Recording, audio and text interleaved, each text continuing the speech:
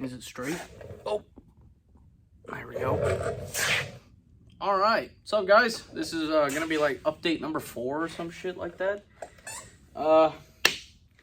Last update, I showed you that we were working on the rear axle. We had it sitting right here in front of me, big tarp all over. Finished that. Rear end is done. Ordered a fuck ton more parts. Whenever my buddy gets here, well, I'm gonna start first, but we're gonna start pulling, dropping the stock K-member and then putting the tubular one that's sitting behind the camera onto the car. We have already gotten rid of the stock radiator support in favor. Here is the stock rad support. Just kind of stamped steel, welded together. Kind of heavy, bulky, takes up a lot of room in the front of the engine bay, which could be for airflow or you know, other activities with more coolers or things of the such. And I have installed a tubular rad support from BMR. It will match my tubular K-member. It's the black hammer tone color. So I got the rad support installed. We're about to drop the K-member, take the control arms off, relocate them to the new K-member, and then take the shocks, install the Eibach springs onto them with the new GT500, 1314 GT500 style strut mounts. And then, actually, I have decided to delete the hydraulic power steering. You might ask, why the fuck would you do that? It's a heavy car. You want power steering? Well, I didn't say I was getting rid of all power steering. I'm just getting rid of hydraulic power steering. In 2011, I believe, normal Mustangs, they went to electronic power assisted steering, EPAS, as you might hear it referred to on the internet. EPAS is just basically a normal power steering rack, but get rid of all the hydraulic hoses and lines and everything. And it has a computer mounted to the front of it, and then a big electronic motor. And it runs a steering shaft just like the stock set does, so that it's still a real input, but it has a motor that assists in moving the steering rack side to side. So I've decided to, for the sake of looking at reliability, you might think, oh, electronics, that's not going to last as long as mechanical hydraulic pumps and everything. But if you think about it, with all the lines, O-rings, hydraulic fluid, and a hydraulic pump all working together, I honestly think that electronic might be slightly more reliable. We will have to see. I have only heard good things about it. And besides that, it opens up room in the engine bay, around the engine, and underneath the car. And you don't have the chance of hydraulic fluid going everywhere. If you go to a track event or something and you blow a line or you overheat your hydraulic lines or your hydraulic fluid and have a huge mess to clean up, this gets rid of all that, sucks it all down to just the steering rack and a little motor on there and a small wiring harness. That's about, I think you have your, what is it called? Your something bus wire. I don't know I'm not an expert on this. I've just been reading up on it, watching a few videos. And you have the bus wire, which are like twisted, which goes to some sort of speed sensor, I believe. And somewhere in the wiring harness, you can buy a controller for it, which is like an extra $300 some. And you can get your driving modes on there. It'll have standard, comfort, and sport.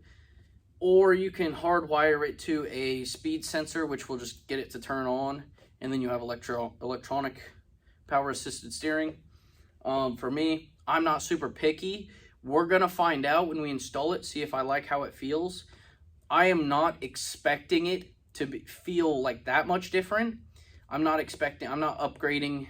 I'm not going to electronic steering as an upgrade to make it feel better.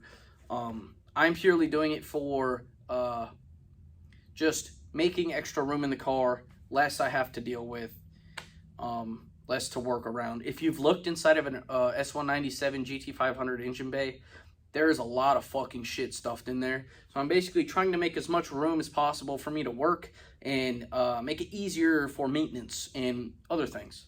So yeah, That's the main upgrade. Also, weight savings, there's not really any weight savings in it. It weighs about the same, except all the weight is located right at the bottom of the car, which is also kind of a performance upgrade if you think about it. But this is not exactly a Porsche, now is it? It's not going to be. I might eventually take it to a track day, maybe just see what happens, because it has all aftermarket suspension, just to see what it drives like, because I've never really driven it hard around corners. But I'm going to have to get 20-inch wheels for the back before I do that, because I'm not trying to do that on drag radials. But, yeah, so, and there's also not really any tracks around here like that. You'd have to go out of state for that, or maybe, I live in Kansas, so it's maybe Kansas City or Wichita area, but other than that, that doesn't exist. I almost have to go to Wichita, which is, for those of you that don't live here, Wichita is like, what, an hour and a half drive? I think it's about an hour. I don't really go there very often. It's way south at the very like bottom of the state. I don't really bother. But that's pretty much where I have to go for drag racing now. They closed the strip in Manhattan, which is about a 45 minute drive for me. So yeah, it's kind of, we out here, not much else to do out here except, you know, we go to Mexico.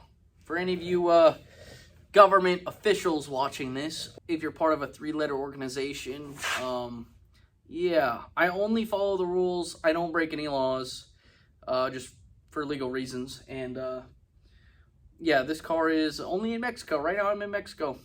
Yeah, so you see any street racing videos, that's where I'm at. So let me take you off of this really jerry-rigged fucking shitty ghetto tripod setup, and I will show you around the car and the things that I've done.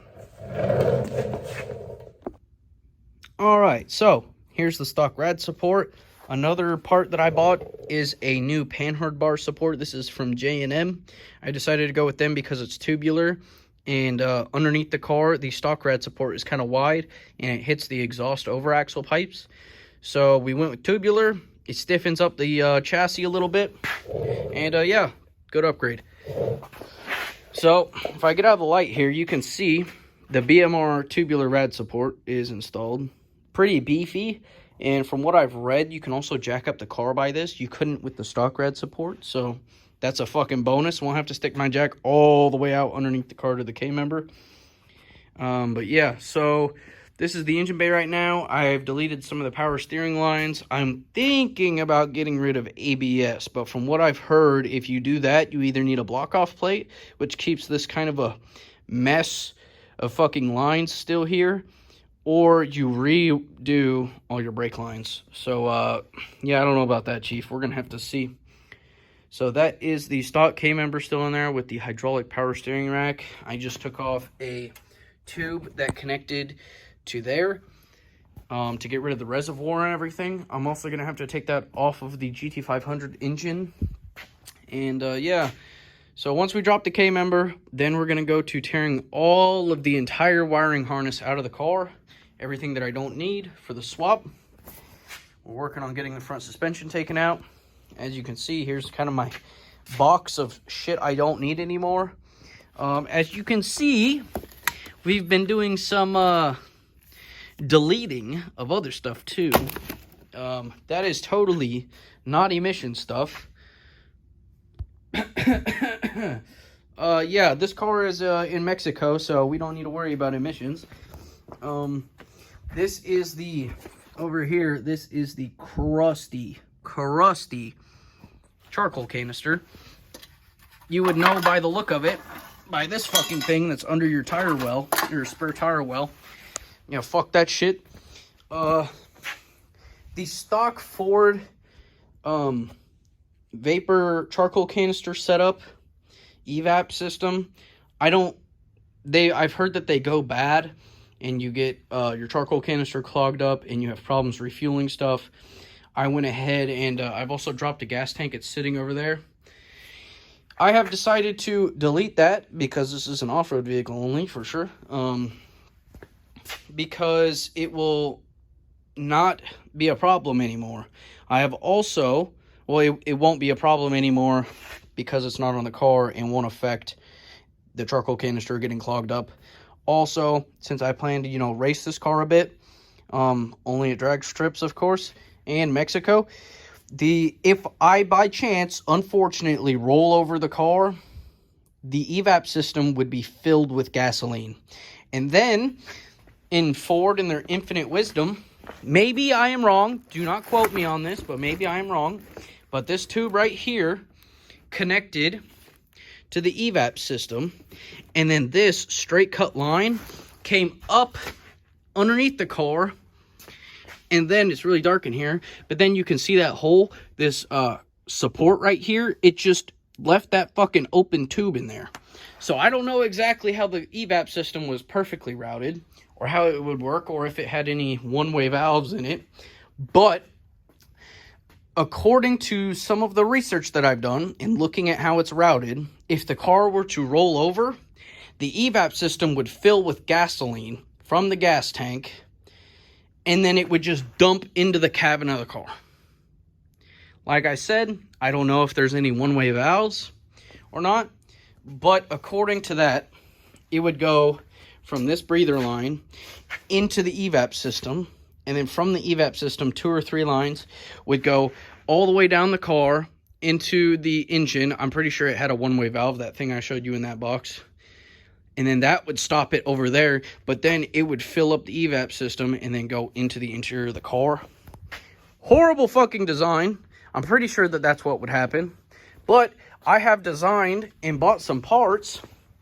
I watched a video on YouTube. Some guy had a Supra, and I'm going to be making an improvement upon the OEM system. Oh yeah, this is the E-Pass wiring harness that I'm going to be using. I've bought fittings. I've bought new filler neck hose. And is this right here? This is an Aeroflow Performance. They are a company out of Australia, and they make some nice ass fucking shit. I've looked at this. This is a rollover valve, -8 male orb to -8. No, you have a -8 male and a -8 female side, and you can hear there's a little ball in there. The valve stands up, air can flow through it, venting your gas tank, and then if your car rolls over, as long as you mount this straight up with the car, when the car rolls over, the valve lands into the male side of the valve, and it no longer has any flow. So it will keep all gasoline inside the gas tank. This filler neck hose is from Gates. I also bought a new gas tank. I don't have it here yet. It's sitting in my garage at my house. I'm at the garage in Mexico, of course. And this gas tank is metal. After 2011, when they made the new S197 cars, they upgraded to plastic gas tanks. And as you can see, or maybe not, there is rust developing. It's not that bad, but there is some rust on the lining where the pinch welds are for the gas tank. And in 2011, they started putting plastic gas tanks. They're a tiny bit lighter. You might save like 5 pounds or like a couple pounds, not that much. But they're also, extra stuff is cut out, like right here is cut out so that you have access to the rear upper control arm mount. And the sender unit and fuel pump unit are not sitting flat like this. Inside the car, as you can see, both the holes for the sender unit and the gas pump sit at an angle, and the sender units and fuel pumps sit in there, and they're like halfway covered up by this right here. So by upgrading to the plastic gas tanks, the mount for them are tilted just right to these circles in the body and are very, very easy to pull out, which makes it, you know, obviously easier to work on. So upgrade to a plastic gas tank. It only cost me about $260 for a plastic gas tank from a 2012 V6 Mustang. I am not using the fuel pump for it, so I'm not worried about that. The only problem is that you need to retrofit the sender unit to the top hat of the 2012. I got that information from Justin Starkey from VMP Performance, the owner. Thank you very much, Justin, for the information on the plastic gas tank upgrade. The 2010s to 2012s also kept the steel gas tank, and he also did the upgrade to a plastic one. So yeah, interior of the car, I took the seats out, and now we're going to start tearing apart the inside of the car once we drop the K-member. Oh yeah, wait, before I end the video, let me show you the rear axle. So the rear axle is finished, it's painted, it's pinned, the axle tube to the pumpkin is pinned, and I also added, as you can see, a 2013-2014 GT500 fin diff cover. I decided I wanted to upgrade this back when I did 410s, but I couldn't really afford it. It's a $250 to $300 diff cover, but I found a company that makes them for very cheap. It's the exact same casting, exact same material. It's aluminum, won't rust. The only bad thing I had to do was I had to get my own hardware, and I had to find some bolts and cut them shorter. But now it fits like perfect. But yeah, I got this for about $80, and it seems really nice. No leaks from anything. And yeah, so fucking mint. The rear axle is finished. We just have to put it back in, but I'm going to wait till I put my fuel system in, or at least my gas tank. Because I have the new gas tank, I might be able to do the fuel system after I get the gas tank in. But yeah, so rear axle is finished. Now, I can officially end the video. Yeah, this fucking tripod setup's not working great. So, thank you guys for watching the update video. I am recharging my GoPro stuff. I took a while to do that. I apologize. I'm gonna get you some GoPro footage here soon. I've just been busy. I've been working fucking 12s at work, 12-hour shifts, and Fridays too. So I apologize on that.